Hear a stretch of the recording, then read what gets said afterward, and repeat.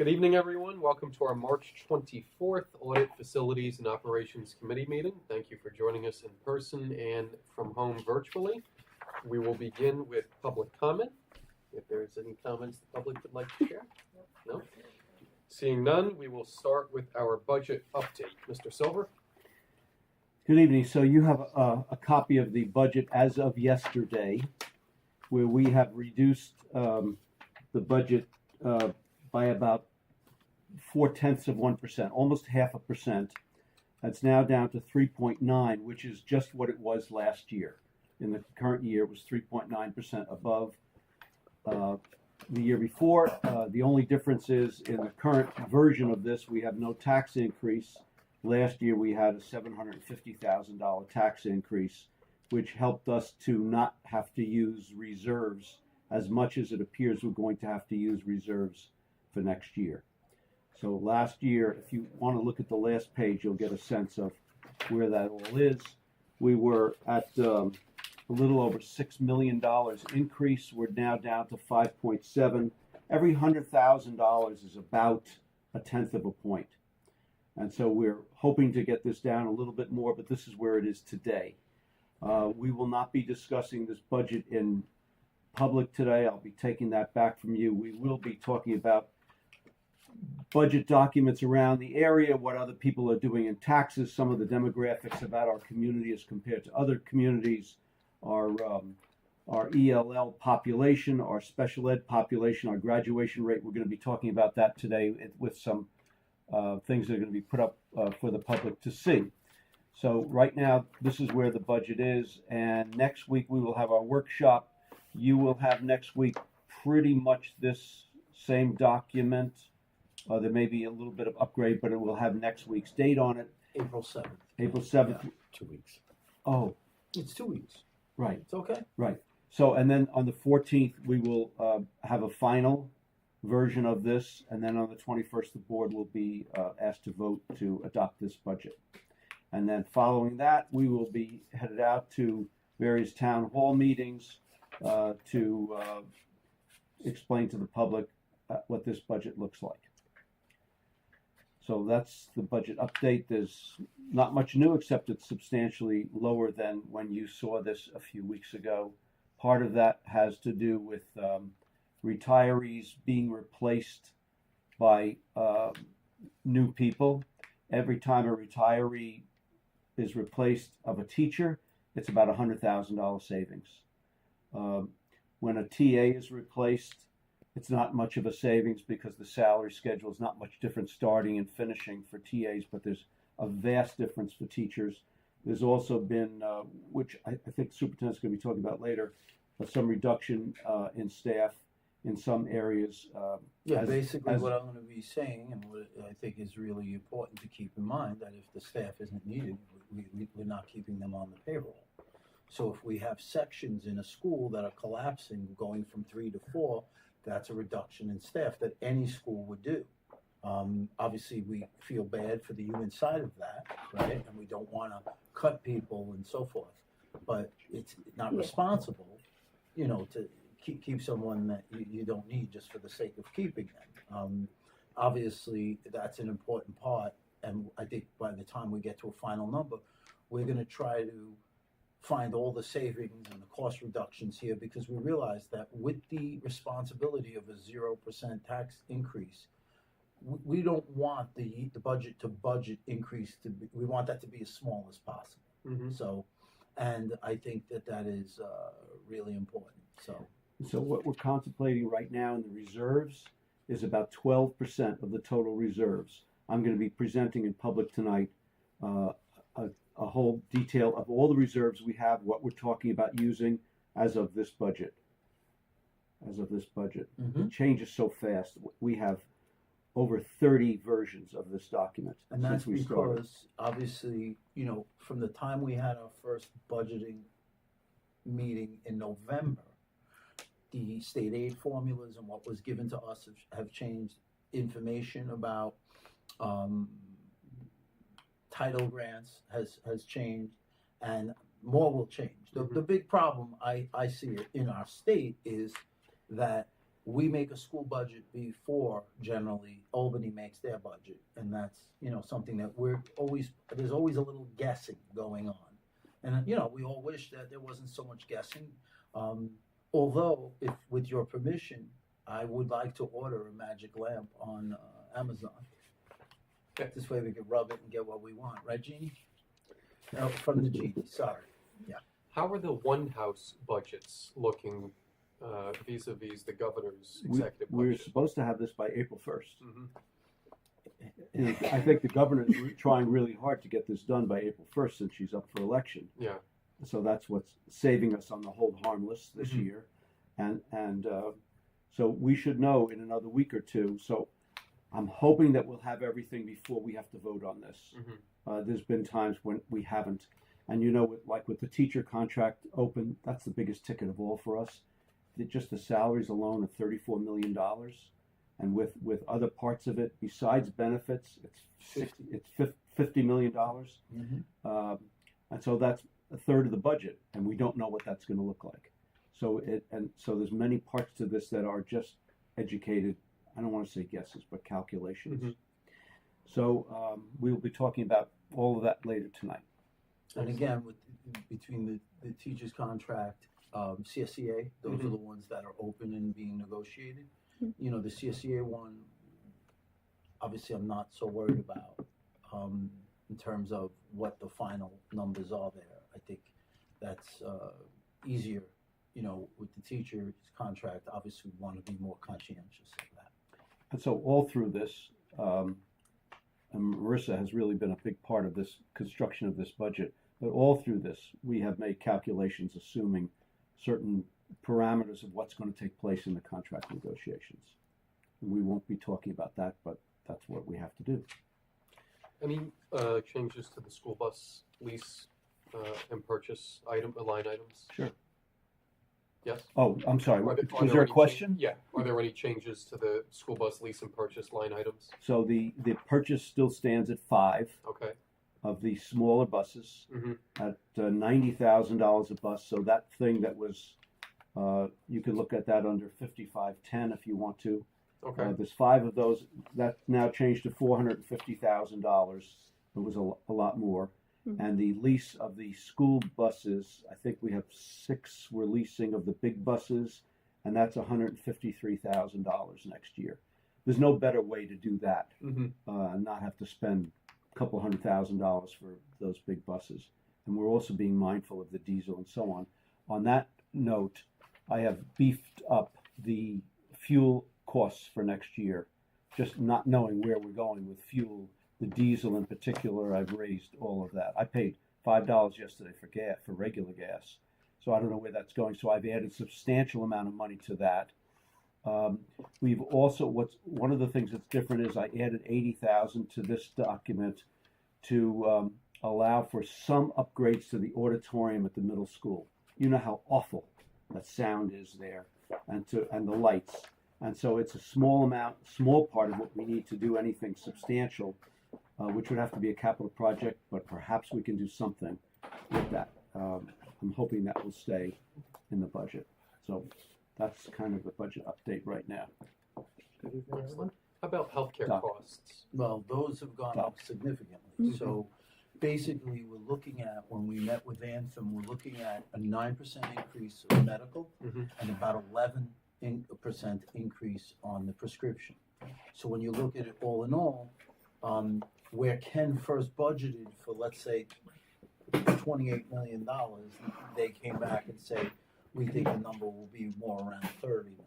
Mhm. All right. Now, I think those are all guesstimates, Mhm. but obviously the price across the country has gone up due to the government subsidies that the providers were getting have been now taken back, and that's not going to continue. And that's what I want people to understand is this rise in costs across the country. That's one of the factors. Fortunately, we have the insurance reserve, which is a healthy reserve. We can just take a look at it for a second on page 2, maybe 3. Sorry. It's line 52. We're putting in right now $1.4 million into that, and that if you look all the way on the right, that reserve has $6.8 million in it, almost 6.9 million. And I have $1.4 million as the contribution to offset some of the cost of health insurance. We cannot budget sufficiently for this health insurance. It's just not possible. Mhm. They want us to put in $31 million, and we just can't do that. So we're relying on the reserve should we not have enough, but we have had enough. Every year we've had enough, and there's been some left over, and I'm hopeful that there'll be as much as $1 million left over this year, but I still have to plan for as much as I can. And all of ours, now that we're on the topic of reserves, all of our reserves are healthy, and most of them we're still continuing to put money into in the upcoming budget. We put substantial money into almost all of them after June 30th, and we're only using a part of it, as I said, about 12% as of today in the next budget. That may change. I don't think it's going to change. That's about what we're going to use. But that's not sustainable over time, even though it's only 12%. And we'll know better at the end of June when we see if we have anything left over this year. But this year's budget is not the kind of budget where you're going to see those kind of numbers. It's a much tighter budgeting than was done in the past in both revenue and expense. Thank you. And then I know the superintendent spoke to looking at positions a few moments ago. Have we identified any positions that can be eliminated through attrition, through retirements that have already been announced? Well, it's basically we have a handful of retirements, more this year than even last year, and all of those positions will need to be replaced.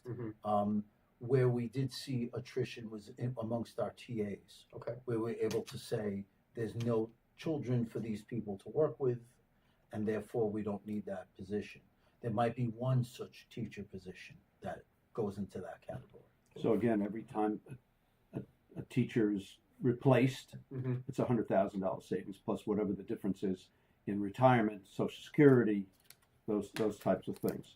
And hopefully some of those people use individual health insurance instead of family health insurance, some of the younger people coming in. So there's the possibility of that being reduced as well. We just don't know. And if a TA is eliminated by attrition, that's a savings of $40,000, something, $45,000, something like that. I know with a lot of the bargaining units, there's no insurance buyout option.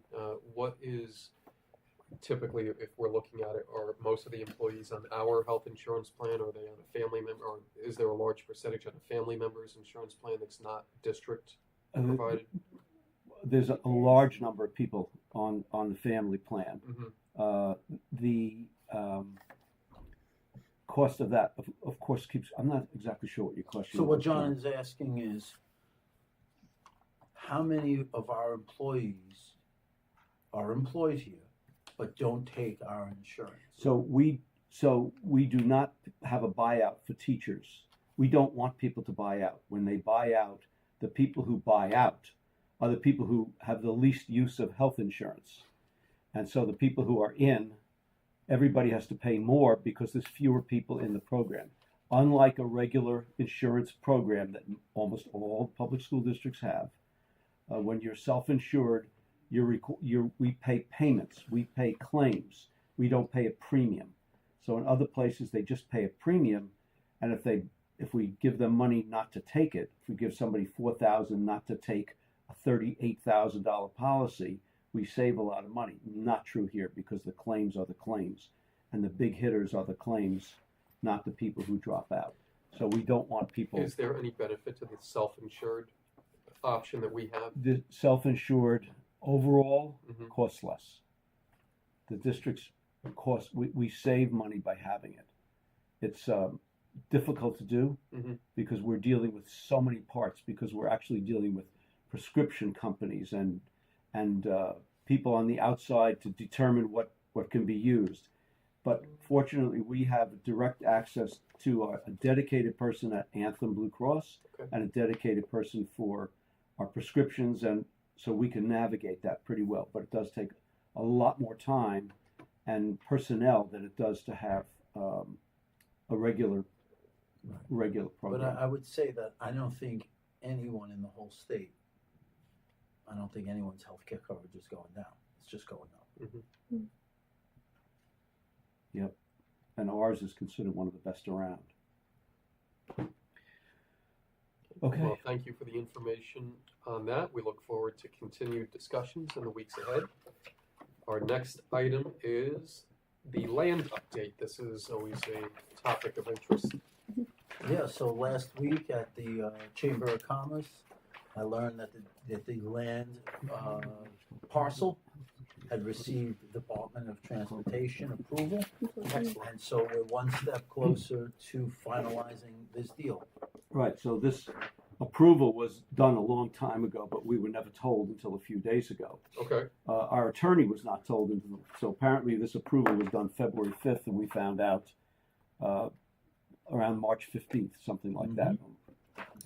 And so it's nearing the finish line now. Mm-hmm. I'm concerned that it takes place before June 30th. I think it will. It may have some effect on our finances if it doesn't, Mm-hmm. but we don't know yet.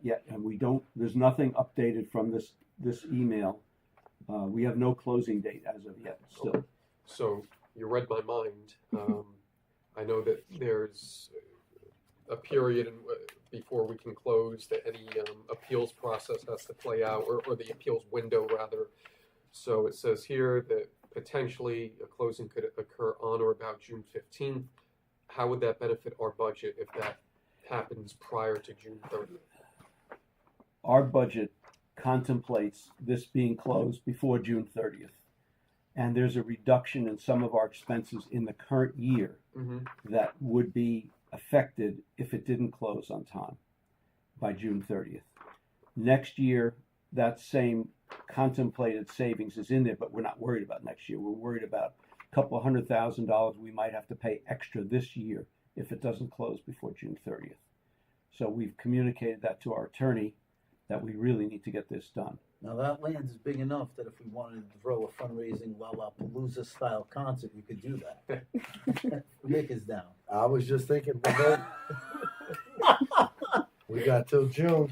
We might need to. But so they have all the approvals now. There's no outstanding approvals Right. that they need. And the last thing is just that appeals window. Right. It has to close. And the nice thing is it will be on the tax rolls, Mm-hmm. which will affect everyone's taxes somehow. Mhm.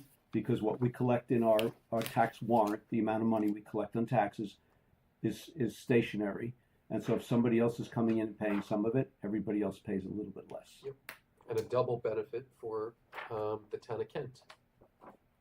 So, Where there's been such difficulty Mhm. recently. so we're looking very much forward to So Ken, seeing this through to the finish line. can you explain, we've heard a lot in the committees about audits. How is a single audit different than other audits? Obviously, it's not about just single people versus So married people. you have a copy of the single audit, but that's a draft. So a single audit, a regular audit is of the school lunch fund and the regular general fund. A single audit is of federal funds. So this is an audit that was done by our auditors. It's required every year. We tried to submit it today, but there was some flaw in it that we couldn't get it So that we'll do submitted. tomorrow. It's fine. And so the bottom line on this, there were no findings, meaning everything was done absolutely perfectly by all those involved in keeping the records and doing everything connected with the federal funds. Barbara's office is a part of that, as is Dr. Gorman's office. So as is my office. But everything was done well. We will be getting the final of this, and the board will be asked to approve this at some point, but we're getting it submitted now. So it's just an audit of all the federal funds that we have. Excellent. I know you said no findings, but anything of interest that you? Not that I could tell. That's a good thing. Yes. But there's where the page that I like, it says no findings. Mm-hmm. That's to me the most interesting. And if you kind of think about that in terms of the New York State Controller's audit also, Mhm. there was no findings in the fiscal categories as well. So I'm not surprised those two things go hand in hand. They don't Excellent. always, but Excellent. Oh yeah, the last page says none on findings. We like none. We like none. So that's just a draft, and I had to sign off on it, and then they'll be sending the final. And then we back. submitted in the New York State portal Yes. under the Office of Audits and Accountability, and that's that. Perfect. Yes. And last on our list, Insurance renewal. So, we have NYSER, New York State Insurance Reciprocal is our insurance carrier. They have about half of the school districts in the state. The other half is, I can't remember the other half. At any rate, they have about half of it.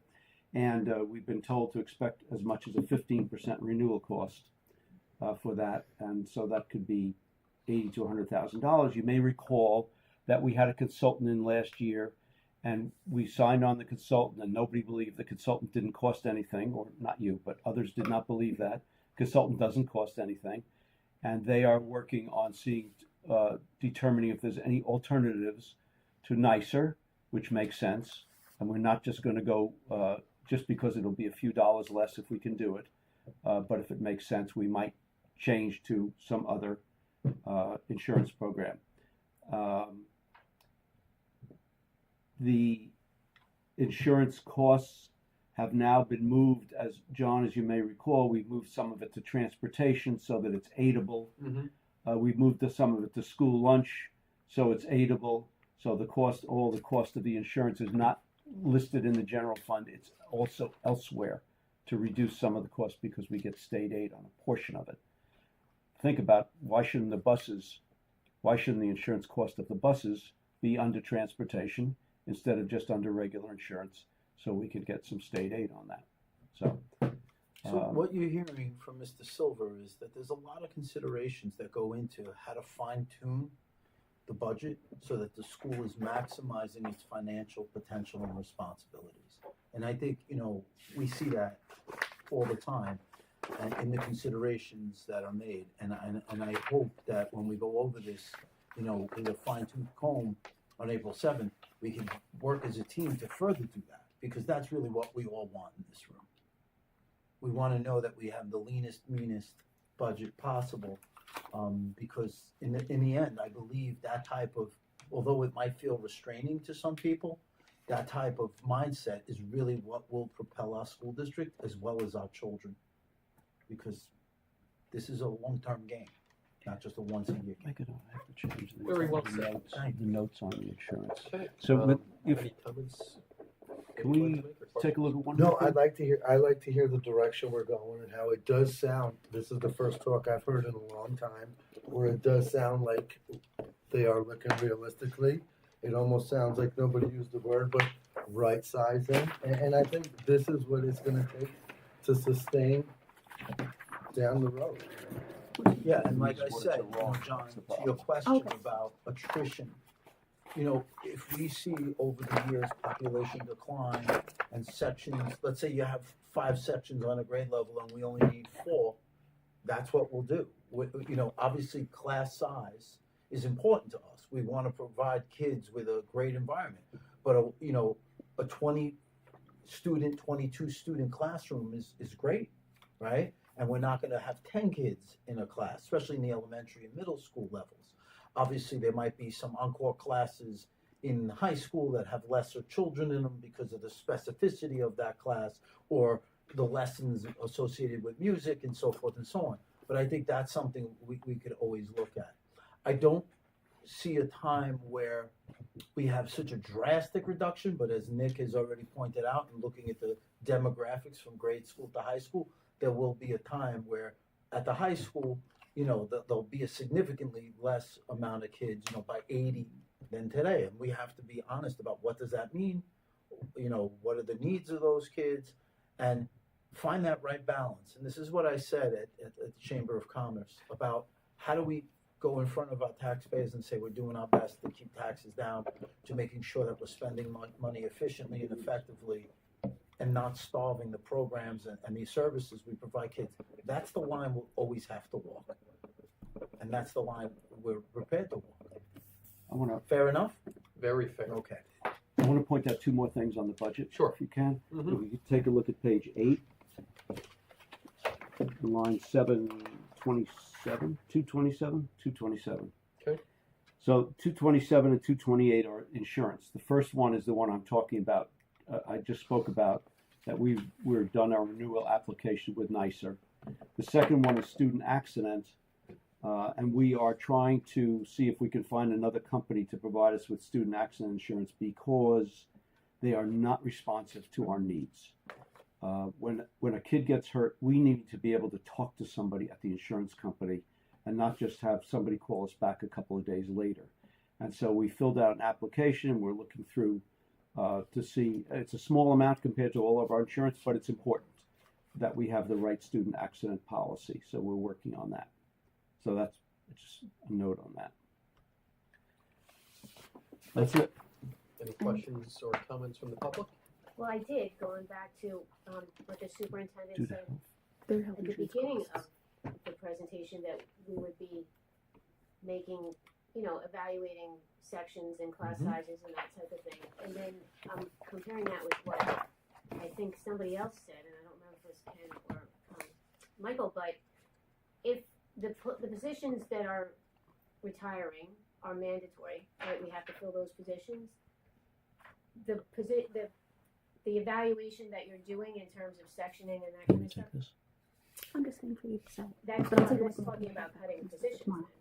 No, because Oh, for okay. instance, if we have in a grade level, like I said, 4 sections that's now reduced to 3, that means we need 1 less teacher there. Right. That's not due to retirement, although, we might reappropriate that person to another building where they're needed, but if they're not needed and the numbers You're aren't there, exercising them. that's right, we're accessing them.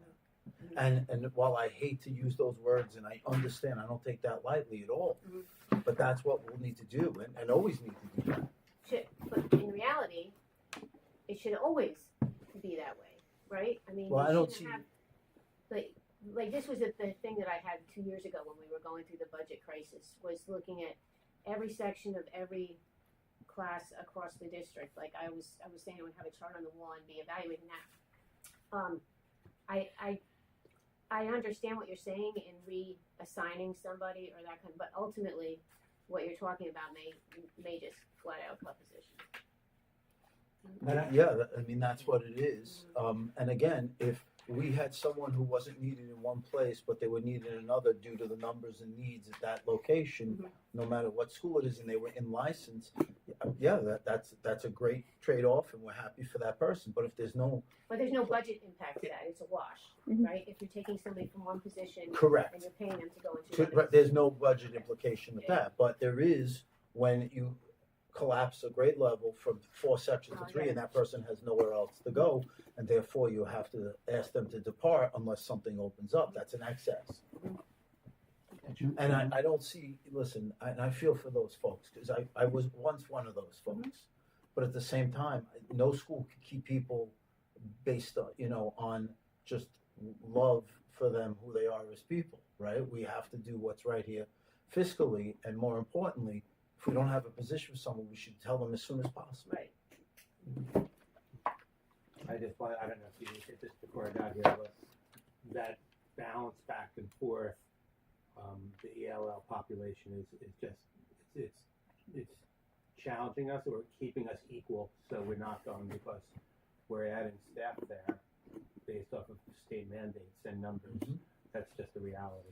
And you'll see that in our recommendations. I don't know if Michael said that we met with every principal for their building learning, so we learned all about every section, every area. We talked about monitors, TAs, the special education department, which ones were general paras, which ones were assigned to kids, and then we talked about the projections for next year and the needs to meet the needs of each different subgroup and population.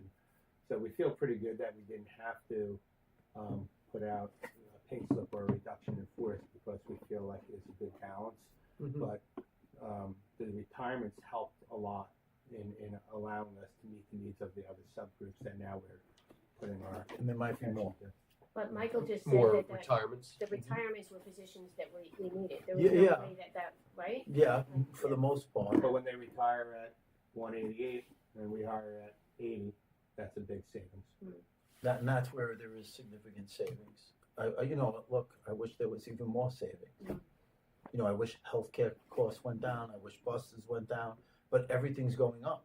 That's one of the problems we have with BOCES as well, is that their health insurance costs are skyrocketing, and of course we have to pay for that. All right, anything else? Any other comments, questions from the committee, public? Okay, seeing none, we will adjourn this meeting and we will see you in sometime next month. I don't have the date in front of me, but we will be meeting next month and we look forward to seeing you again at that meeting. Thank you, everyone.